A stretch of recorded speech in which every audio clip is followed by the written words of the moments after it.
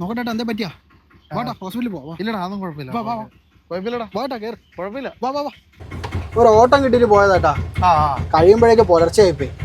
പിന്നാണെങ്കിൽ കണ്ണൊന്ന് പൂട്ടിപ്പോയേട്ടാ. എന്ത് ചെയ്യാനാട്ടാ, ഓട്ടോ ഡ്രൈവറായി പോയില്ലേ.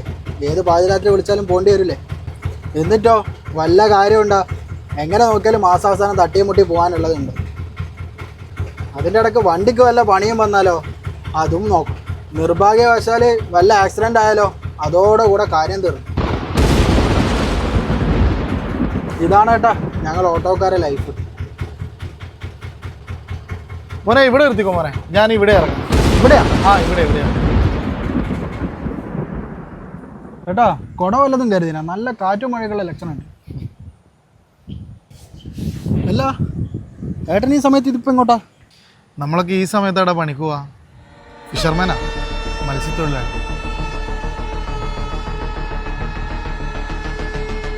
പൈസ എന്തെങ്കിലും?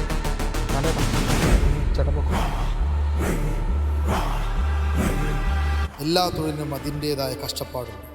എന്നാൽ ചെയ്യുന്ന തൊഴിലിന് കൂലി കിട്ടുമെന്ന് ഉറപ്പില്ലാത്ത ഏക തൊഴിൽ മത്സ്യബന്ധനം മാത്രമാണ്.